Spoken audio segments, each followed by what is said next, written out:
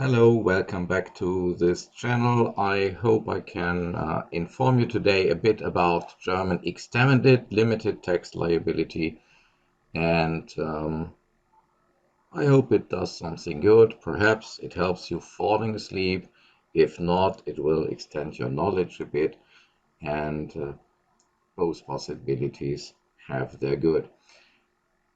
Well, where are we at the moment? The chapter where we are in at the moment is just personal tax liability and tax saving. So possibilities where how you could lower your tax, at least in Germany, by changing to another kind of personal tax liability. And that extended limited tax liability has been designed by the German legislator to spoil the fun for those who were unlimited tax liability taxpayers, so who lived in Germany, and then decided to leave Germany just because that might bring along better rules for the taxation of that German income. So first, we will talk about the motives, why that makes sense to move out of Germany in order to change the rules. Then the basic idea of the countermeasure is presented.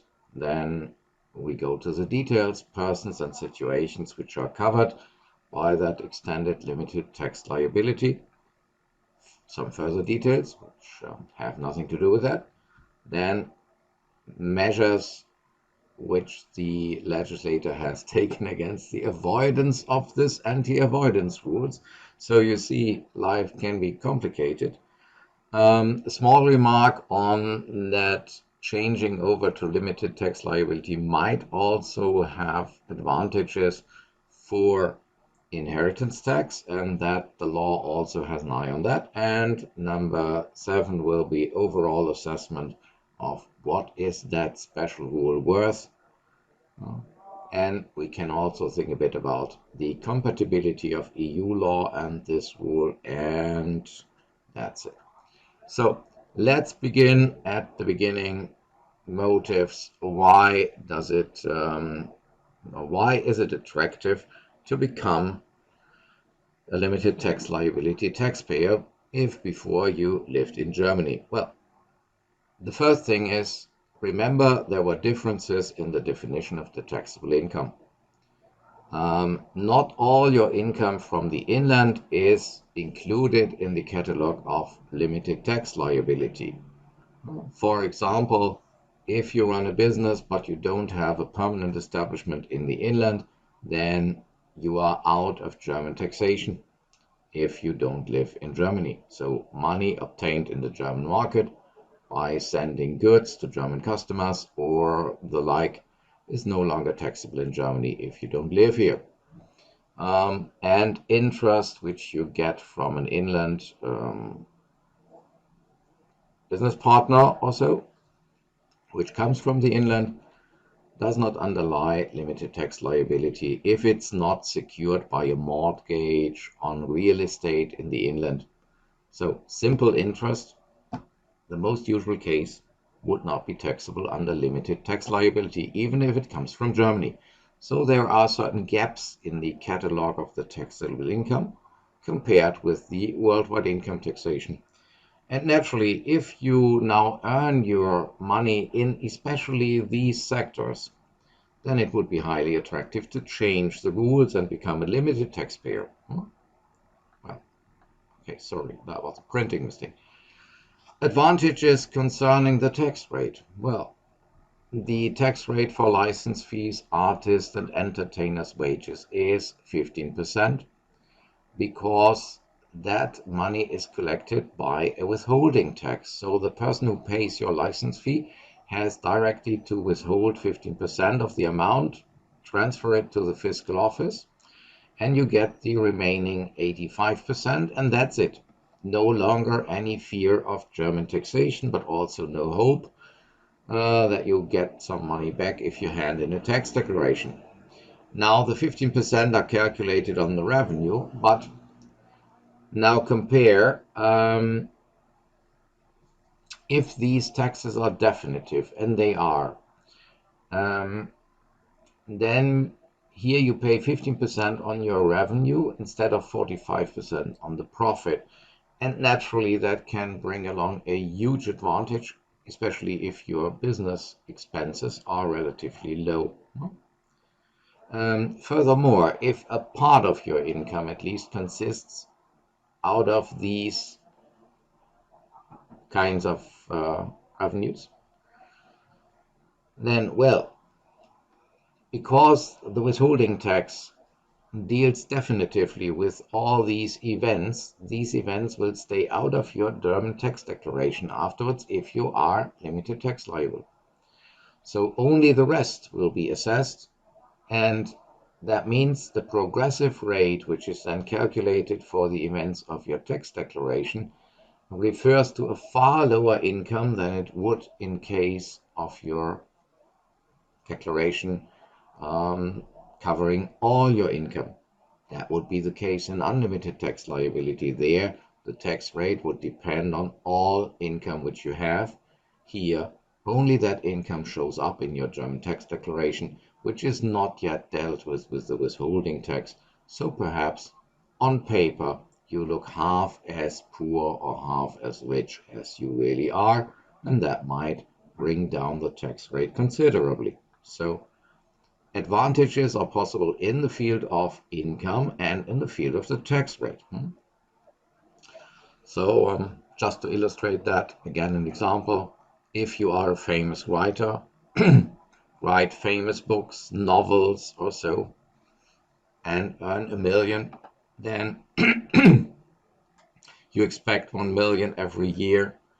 At the moment, if you live in Germany, that will cost you approximately 450,000 of taxes. On the other hand, if you leave Germany, then the revenue will be taxed at the moment when it's paid. The publishing house will have to split the payment. 15% go to the fiscal office, the rest goes to you, and then nothing happens anymore. So here you would only pay 150,000, and that's a good bargain. So moving to a foreign country would probably pay. Or you have retired and live from interest, which comes from German banks. You live in Monaco already, but still you have retained a second residence in Germany. So you are still subjected to unlimited German tax liability. And your annual income is 500,000. That costs you some 200,000 a year. Now, if you cancel that second residence in Germany, then you have no longer a residence or a habitual abode in Germany. You are now taxed under limited tax liability. Then only your inland income is relevant. Okay, your inland income is 500,000, but your inland income is simple interest. And this is not covered by the usual catalog. So that would mean after the change to limited tax liability, you get completely untaxed in Germany. No taxes at all. As this is highly attractive, tax advisors would probably recommend to all rich Germans who have this kind of income from Germany, change your country. Now, a tax law is not or should not be an incentive to leave one's own country, naturally. So the German law just invented a form of special taxation for people who leave the country and are suspected of only leaving the country for tax reasons. Now, how can you make leaving the country for tax reasons unattractive? Well, just look to the advantages which you can obtain from change and then destroy all these advantages for the people who leave. Then you make it unattractive to leave for tax reasons. And especially, or exactly that is done by extended limited tax liability. Your usual limited tax liability does not cover all income from the inland, but leaves certain parts out. countermeasure, the extended limited tax liability for the leavers does not only cover that inland income named in 49, but every inland income which could be covered under international law. So everything, the maximum. The legislator says for the leavers we tax everything which is not strictly coming from abroad. So they make a list. Everything which is not acknowledged as coming from another country, which is not definitively foreign income, is then regarded as potentially coming from Germany and is covered by the tax claim. Now the effect is clear. Under the normal rules, there are certain gaps in the way how you cover the inland income of a taxpayer. Here, you cover automatically everything. For example, if business income is not taxed, if you don't have a PE, a permanent establishment in the inland, for the extended limited ones, it's different. Here, everything is taxed which is not definitively connected with a permanent establishment abroad. So everything which you earn worldwide and which is not definitively connected with a place of business abroad will be claimed for inland taxation. So that's rather drastic. The second advantage was you could profit from the low withholding tax rates and the definitive effect of these taxes. For example, use the 15% flat rate on the revenue to replace the 45% or up to 45% on the profit.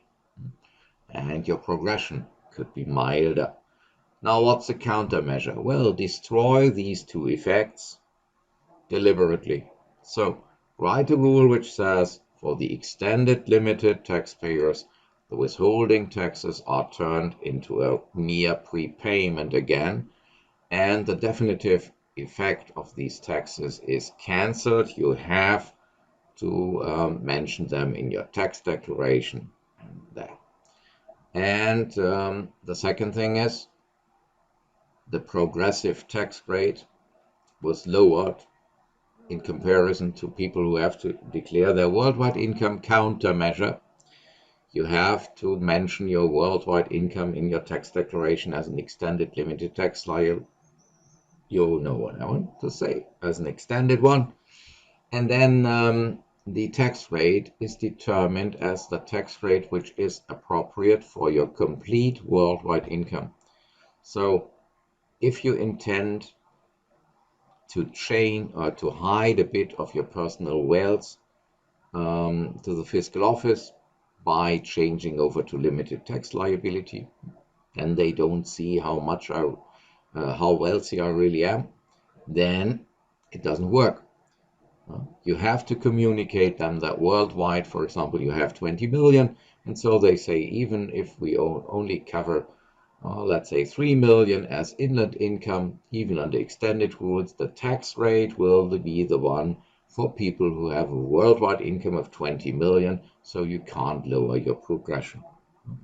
They apply the so-called proviso safeguarding progression, so the tax rate is determined as the average tax rate which you would have to pay if your whole worldwide income were taxable here.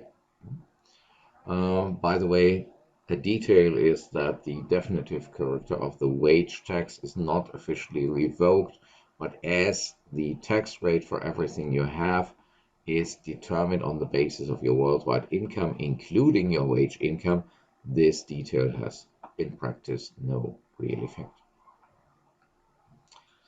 Now, you have now three set of rules: unlimited tax liability, limited tax liability, and in between the extended limited tax liability for the leavers. And now three different set of rules, three different outcomes. That's sheer logic. Okay. Now it could even happen that the extended limited tax liability leads to a higher total tax in Germany than everything in the two alternatives, so that in the end you might end up with higher taxes than in case of even unlimited tax liability. Would not really be fair. They just want to deter you from changing the country artificially just on the grounds of tax saving motives. But if you leave the country, they don't want to punish you for that. They just want to make it unattractive to leave the country for tax purposes. So you should not end up with a higher tax than in a regular case. Somebody who wants to avoid taxes should not end up with higher taxes as those who didn't avoid, because you just want to have them to pay their fair share, but not more. And so there is an upper limit. If the taxpayer can prove that in his personal case the extended limited tax liability leads to a higher tax than in the both alternatives of regular limited tax liability and regular unlimited tax liability, then the higher of these two levels is the upper limit for your tax under extended limited tax liability. Now, probably your first impression is that's a bit complicated, and indeed, the basic idea might be that you understand it in the first time, or you don't understand it at the first time. If you don't understand it at the first time, that's probably a sign of mental health, so be happy. It's rather complicated, and it deters people from just changing residence only to improve their tax situation. Now, as it is complicated, you only want to apply it in cases where that it seems to be justified. So you select the persons with whom you play that nasty game. So the German Tax Act has a list or defines which persons can be subjected to this extended limited tax liability.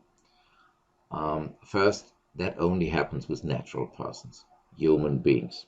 Second, you must have lived in the inland first and now leave Germany. By giving up your residence or giving up your habitual abode in the country, you turn to become a limited taxpayer. Now, imagine somebody from abroad, let's say a US citizen, or somebody who is a German citizen but has always lived in Texas, USA, now comes to Germany for half a year or for a year and then leaves the country again. That is not really the case of tax avoidance, because that was rather a short-time visit. That person is, in principle, always somebody from abroad. Your whole life was spent abroad. You probably just visited Germany for a small time, and so one cannot justify the suspicion, or at least it's not plausible, that you left this country here in order to improve your tax situation.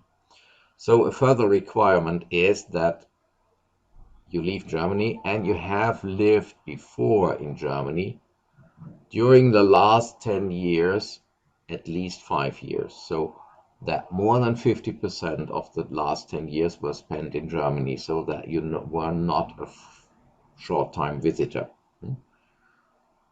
And that you are a German citizen, or correctly, that you have been a German citizen during at least 5 years of your inland stay here. The idea seems to be the same as with the short-time visit. The idea seems to be that if somebody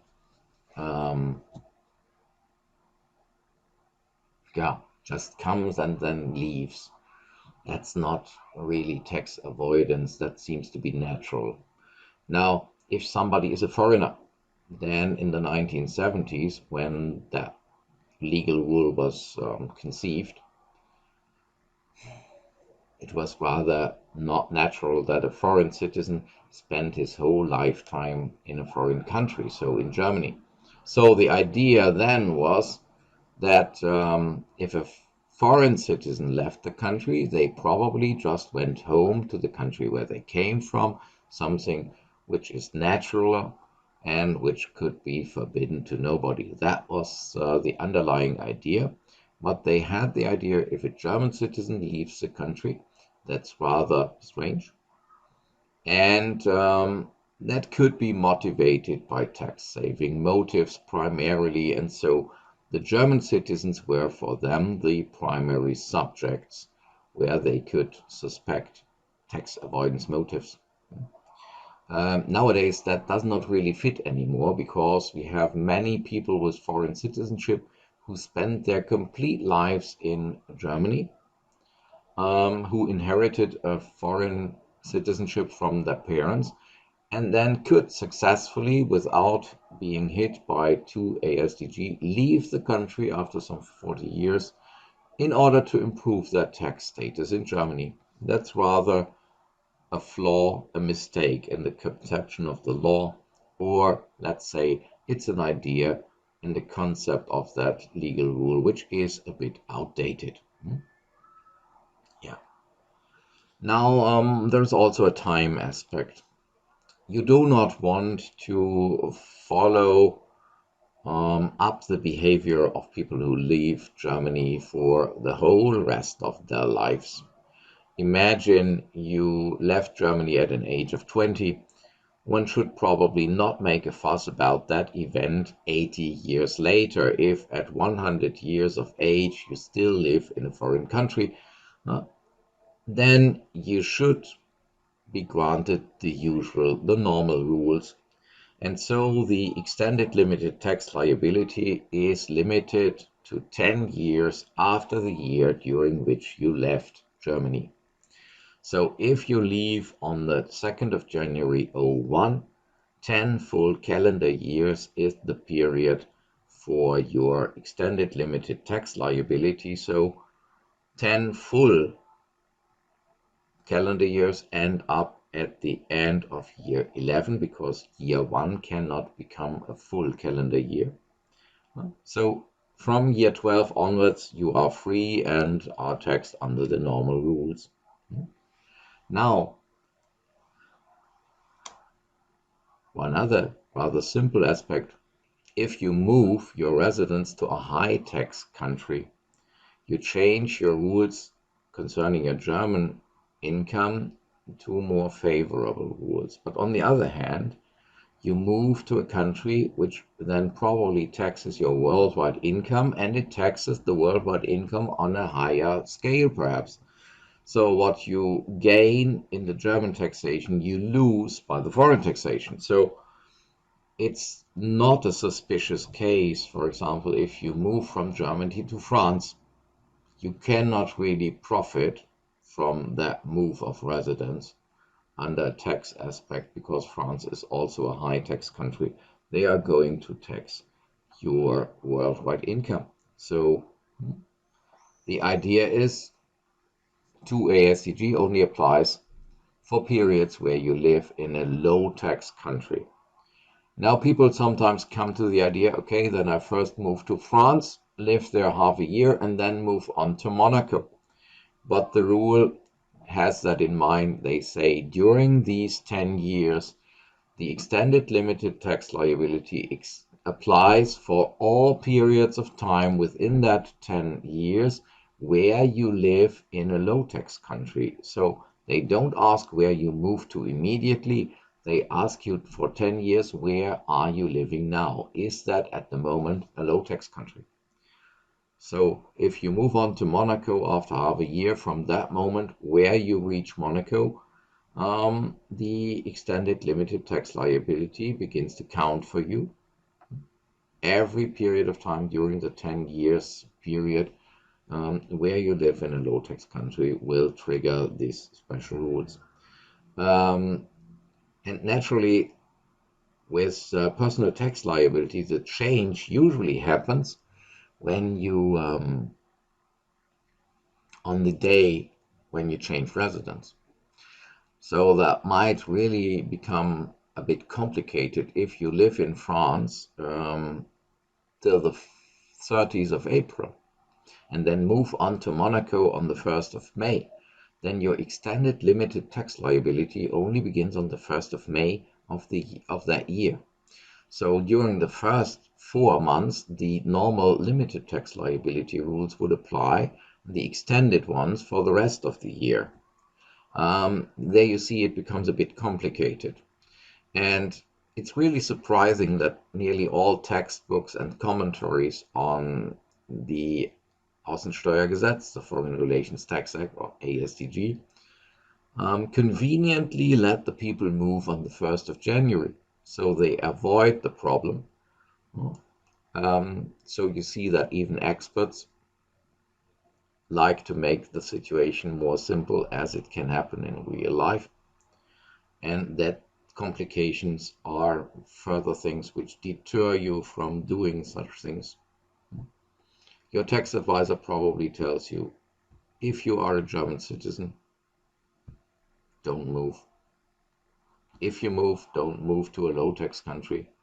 Well, that really doesn't bring any profit for you, only complicated rules which have to be applied and which will cost you a huge amount of money for the bureaucracy. So well, don't move for tax purposes.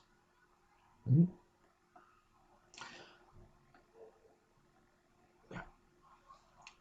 There are some further conditions. Two conditions. First, you must live now in a low-tax country, so that must be defined. A low-tax country would also a country which levies no tax at all, or if you live in no jurisdiction at all. I don't know if you have heard that. Some years ago, there was somebody who had a project. They wanted to construct a ship for millionaires, where the millionaires should then reside on the ship continuously and do all their business from the ship.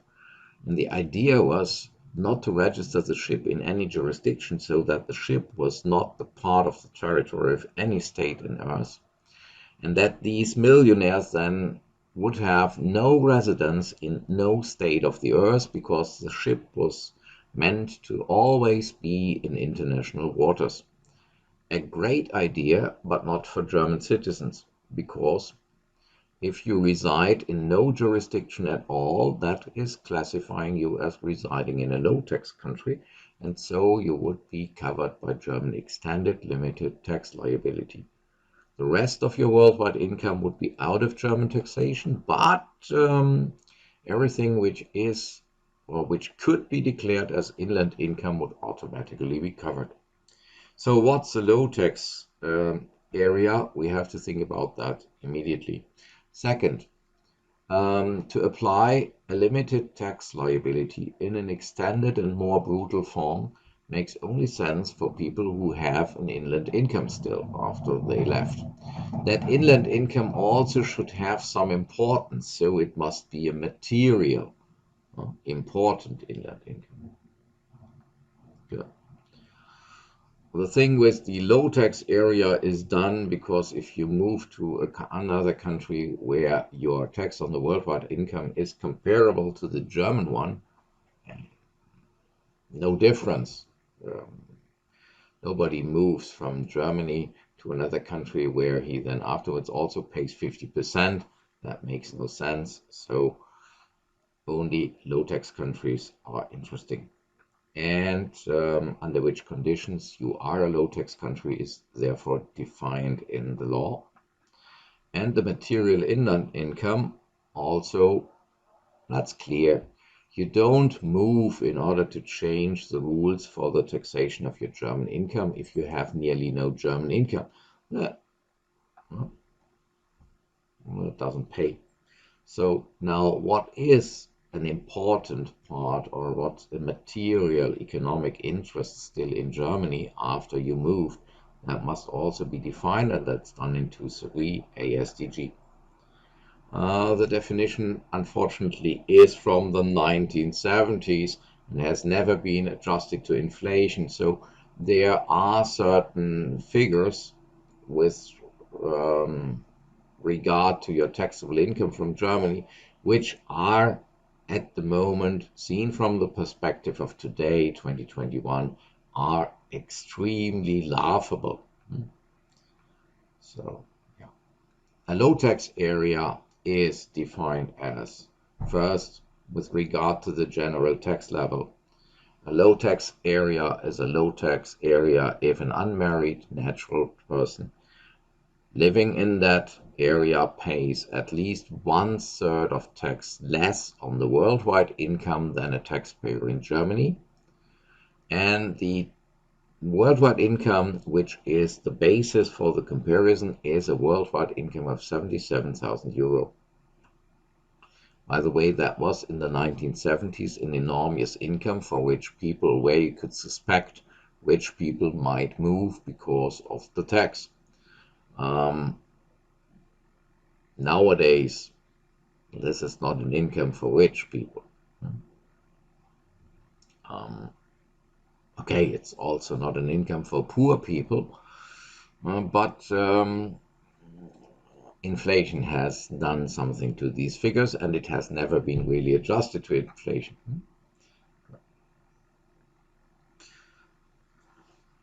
So the interesting thing is, if you move to a country where this general tax level test says this country is not a low tax country, then your personal situation does no longer count. So the general tax level test gives you a maximum list of suspicious countries.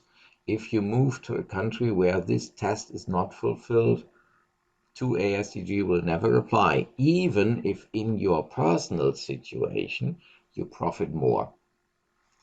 That seems rather to be as a measure of simplification for the administration. I don't know why.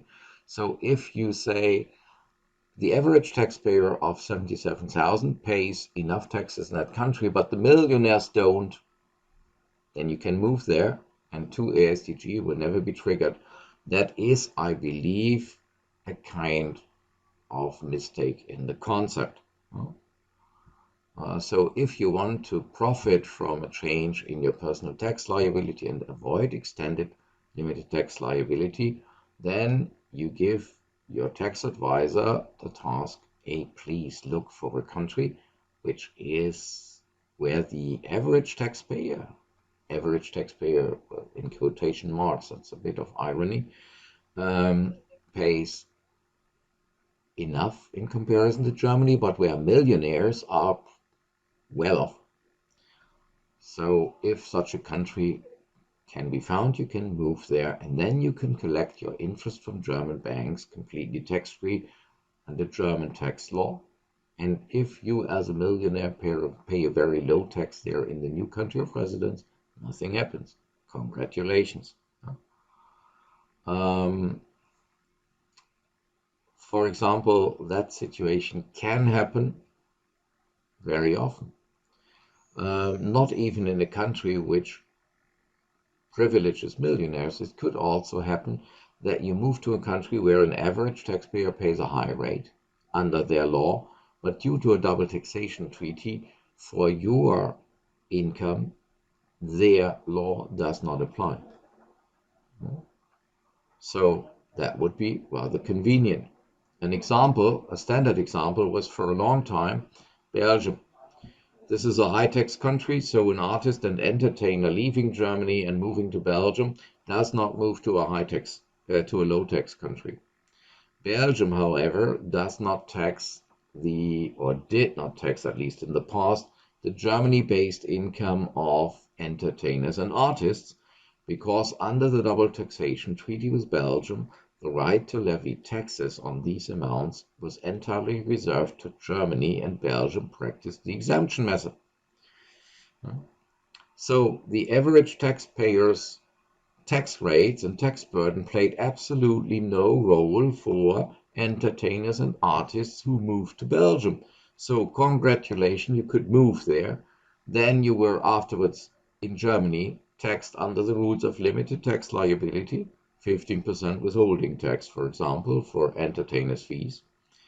And 2A-StG was out because Belgium was not on the list of the low-tax countries.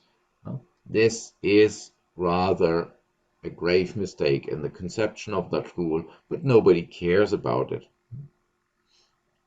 because nobody understands the rule, and every generation of fiscal experts evidently thinks, okay, my predecessors must have had some reason in mind, and so if they see that flaw in the conception, they think, who am I that I now should propose a change? And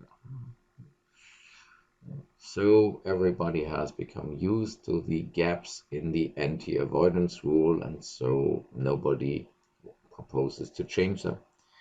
There is also a second test. If you move to a country which under the general level test qualifies as low tax area, you can talk yourself out of 2 ASDG by proving that your personal tax is higher than 2/3 of what you would pay in Germany. There is nevertheless something else.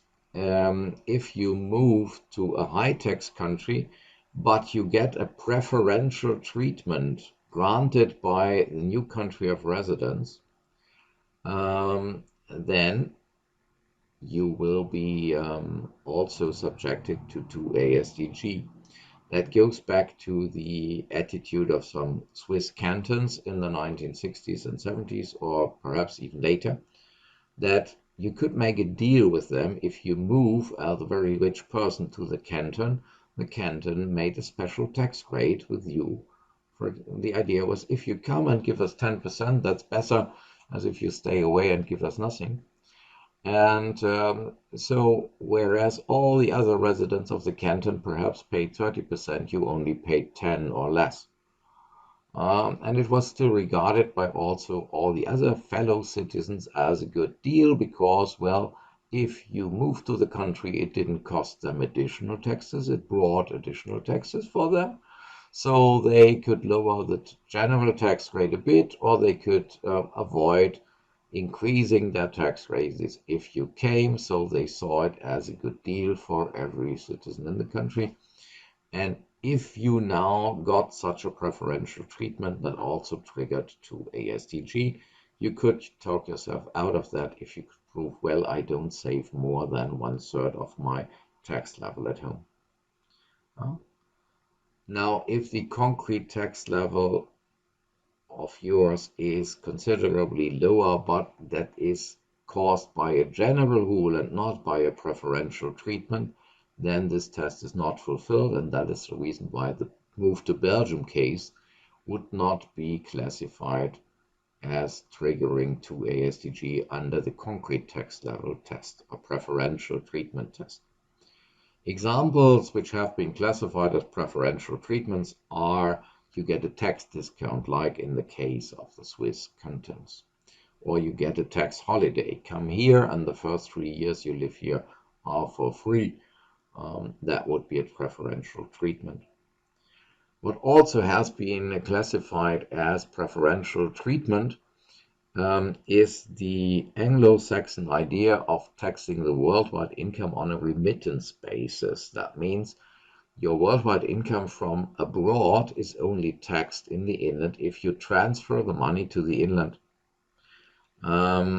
That was regarded by German courts as a preferential treatment, which is, I believe, one can understand that for political reasons, but if you apply the strict criteria of the law, it's rather surprising, because the taxation of the on basis of the remittance basis is, in the Anglo-Saxon old tax system, a general rule.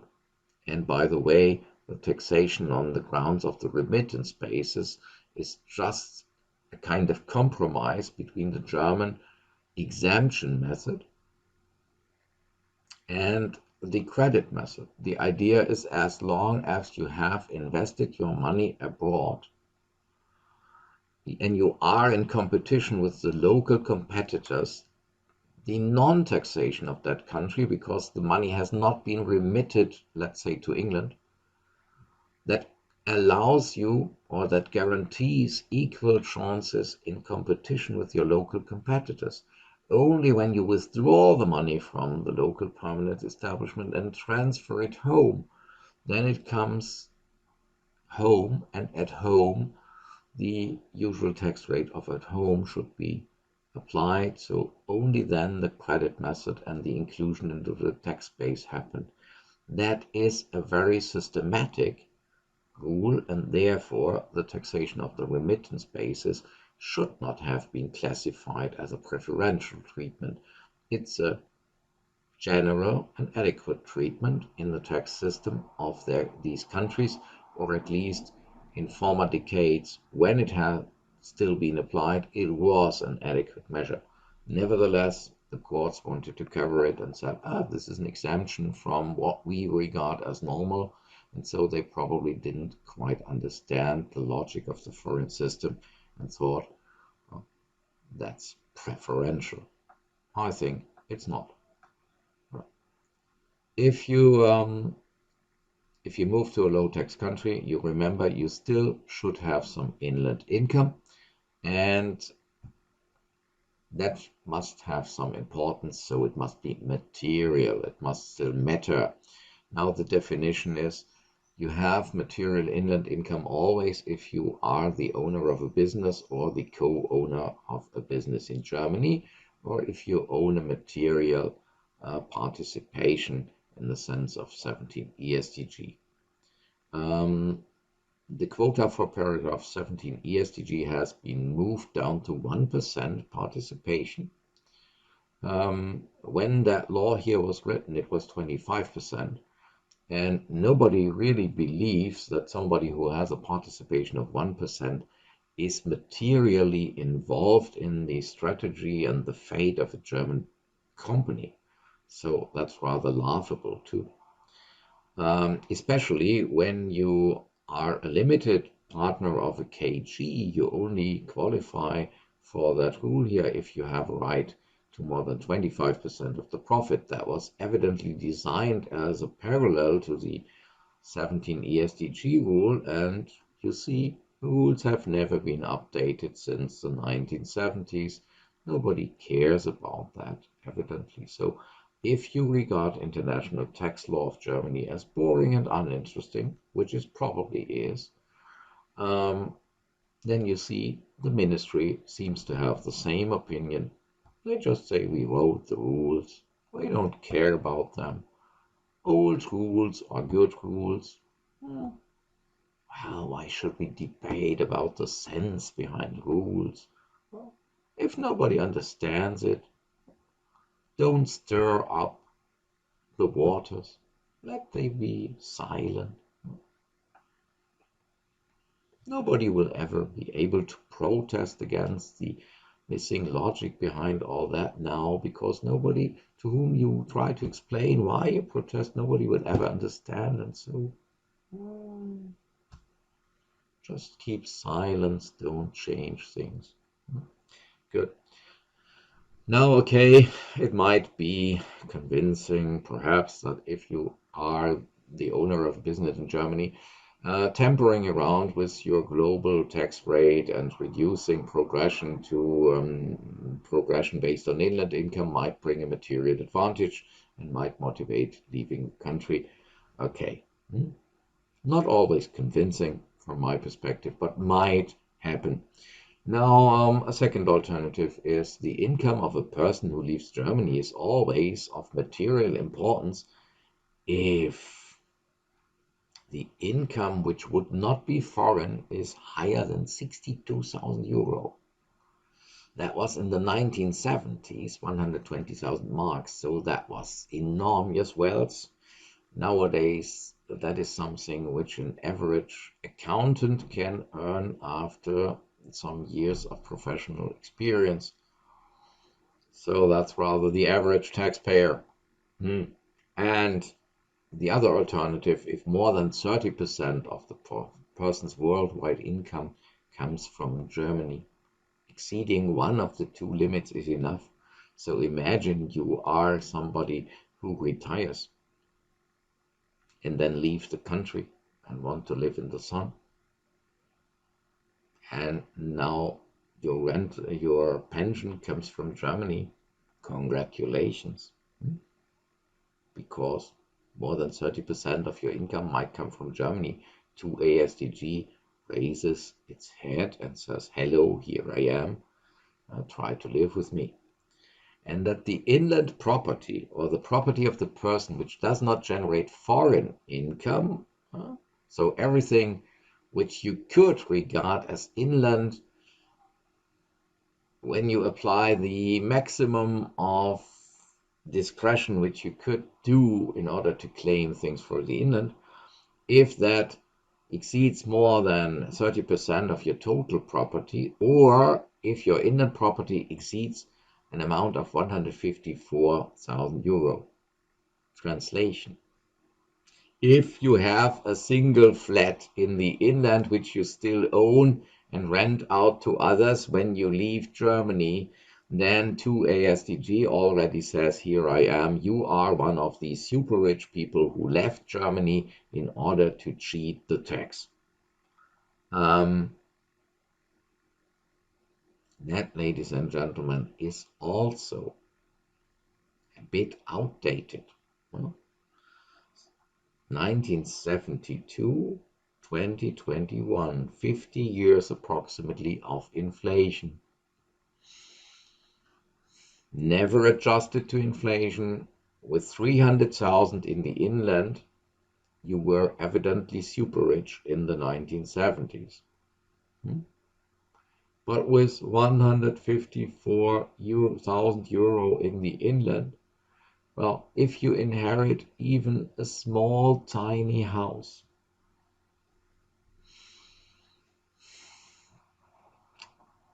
the law says you have important economic interests in the inland still, which might have motivated your leaving the country in order to profit from different routes. That really turns one sorry. Who are these people that they read their laws and never open up their minds and their imagination? Can you really tell somebody who has a single flat of 60 square meters somewhere inherited, not even in Munich, but in an average city or so, can you really tell these people you have still very important material economic interest in Germany? So let's risk a moment of silence and just pity the people who never adjusted these rules to inflation. Then in the end there is a de minimis rule. So if the whole extended limited tax liability does not bring any money, or if it's an unimportant case, then let's ignore it. And so the rule is the rules don't apply for years where the total of limited tax liable income under the criteria of 2ASDG does not amount to more than 16,500 euro, which in turn means that if you apply the rules and then find out, okay, that leads not to a higher taxable income in Germany of 16,000, then you can renounce on applying the rules.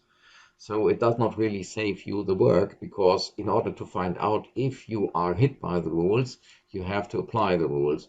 The only person who saves some work is the fiscal office, because they don't have to apply the rules. But in order to know if they rightly renounce on applying the rules, they also have to apply the rules in order to find out if you are hit by the rules or not. So this is a very ingenious de minimis rule. You can save the work, but only after you applied the rules and did all the work you find out you shouldn't have done it. Congratulations. Good approach. Now, some people even found out you could try to avoid these rules by getting rid of your inland income. Without getting rid of your inland income. So the trick for getting rid of income without losing the income to somebody else is you might shift your inland income to a foreign company. which then earns the money. And foreign companies, ladies and gentlemen, you remember that, are never hit by extended limited tax liability. So a trick would be my interest from Germany. Well, I am not going to collect it in the future. I am going to shift my inland interest income to a company, and that company then is not hit by 2 ASDG, so they can collect the interest tax-free from Germany. That trick would be too easy, so the so-called controlled foreign companies taxation is also tested. We are going to speak about that in the last chapter, or last but one chapter of this lecture. And then it can be that the taxpayer who left the country can be made responsible under CFC taxation rules for the inland income of that foreign company. That, ladies and gentlemen, is also not the easiest approach. I cannot avoid the impression it would have been the best idea to adjust the rules of limited and unlimited tax liability in a way that the differences vanish, instead of creating a third alternatives which try to cover up the differences in certain cases only, and is then triggered in some situations and others not. No, that's not rather a systematic approach. In general, this CFC legislation for people who left in combination with 2 ASDG laid down in 5 ASDG is rare, and it's difficult to understand. So if you ever want to take the road to madness, here is a good way where you can arrive there quickly. Now, limited tax liability could also bring along some advantages in the field of inheritance tax. Because if the heir and the deceased both live abroad for a long time, then the inheritance of things located in Germany is only taxed under rules for limited tax liability. And limited tax liability under inheritance tax covers far less things than in case of unlimited tax liability. So you could avoid effectively that tax liability if you move to a low tax country. Now, if you did that, surprise, extended limited tax liability hits and says everything which is not definitively classified as foreign asset is then claimed as an inland asset and will be taxed. Now, when is that triggered? The answer is if you are hit by 2 ASDG because you moved to a low income tax country.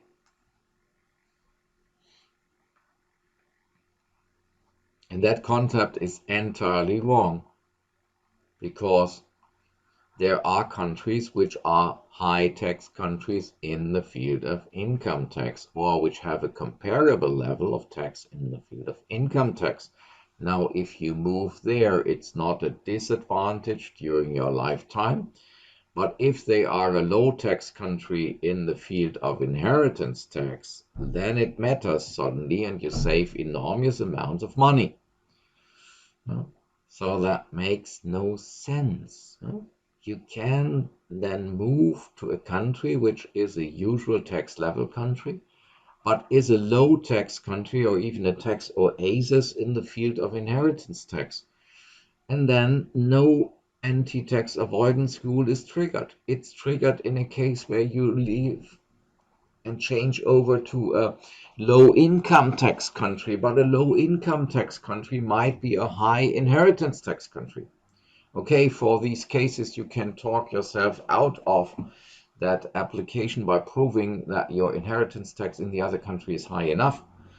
But it's not understandable why the anti-avoidance measure for moving in order to save inheritance tax is connected with, if you move to a low income tax country, it's simply not understandable where the authors of that law saw that link.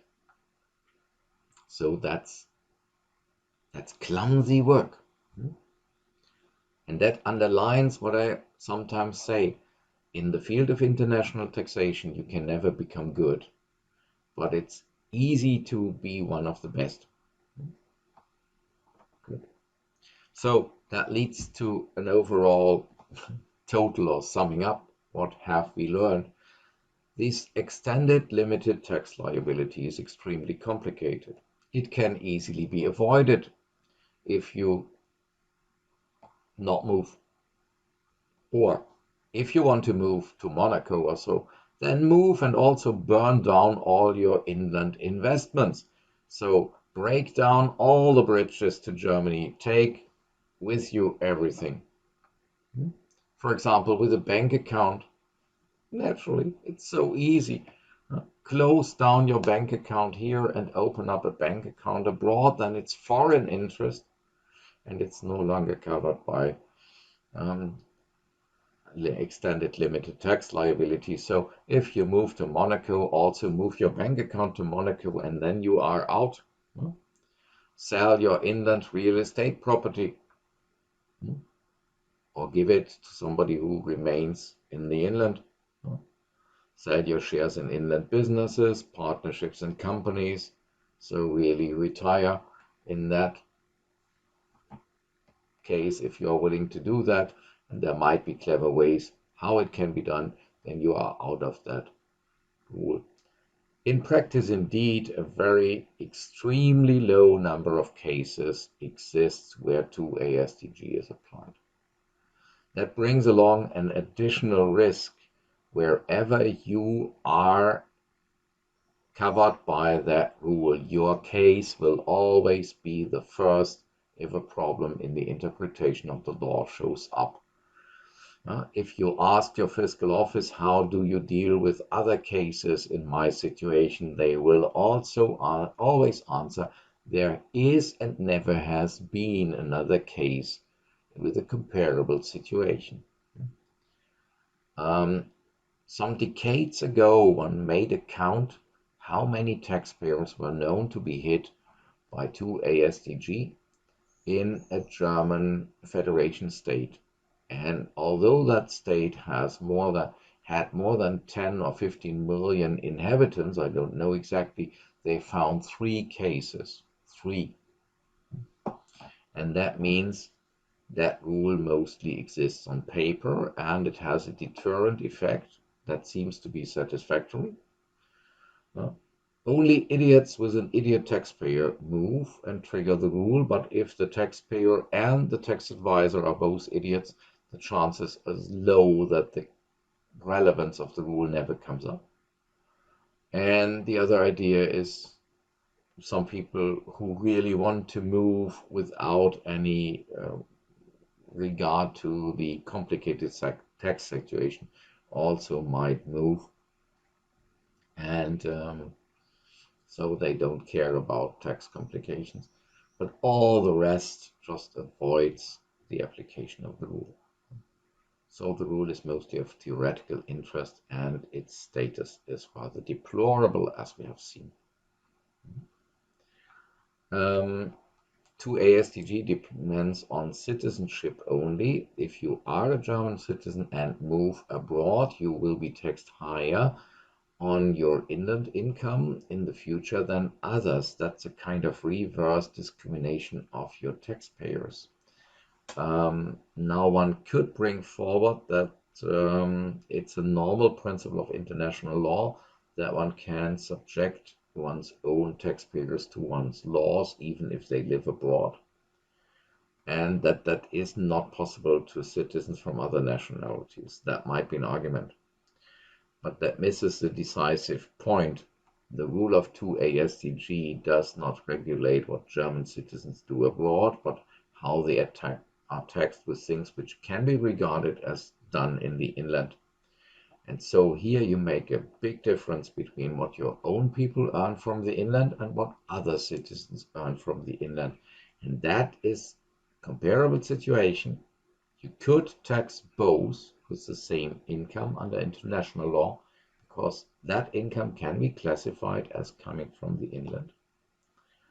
And you make a distinction depending entirely only on citizenship, so it's questionable, at least under EU law, especially if you have a German citizen who moved abroad by reasons which are protected by EU law, for example, in order to take up a job in the other country. So then it's questionable. The last remark, could that kind of rules also be relevant for the BEPS project of the OECD or the multilateral instrument? And the answer is a clear no. Under the system of double taxation treaties, the treaties only say which income can be taxed by which country, but they never talk about the rules which the countries apply. So applying the rules is entirely your own business. And so questions of how the tax base is calculated and how the tax rate has to be calculated are never dealt with in a double taxation treaty. And that means it's no surprise that the multilateral instrument which overrides the DTTs has nothing to do and does not state anything about questions like these here. And the BEPS project also did not deal with that, because evidently it was either too complicated, or they had the idea here every state is able to protect its interests on its own, and that's probably correct. Good. Yeah, so what you could keep in mind is that extended limited tax liability is rather a theoretical thing. It's seldom applied, and if you have the idea it might be a bit complicated, you are entirely right. And if you don't understand the details and have the impression that the conditions, for example, when this rule applies, are a bit strange and unconvincing, then from my perspective, you are also entirely right. And in practice, there is only one recommendation. If somebody threatens to move to a low-tax country, have an eye on them, avoid it, and send them to another country, because there will only be complications and probably no gain from that. Or if then such a person wants to leave Germany, then they should do it properly and burn down all connections which they have to the inland still. Then they also get rid of that special, specific, and complicated variant of personal tax liability. Thanks for watching. If you have fallen asleep, wake up now. It's over. You can watch a good movie again. And if you enjoyed that video, go to a doctor. If you survived it, come back to the channel next time, when other forms of personal tax liability have to be discussed. Thanks for watching, and hope to see you alive and well back on the channel soon.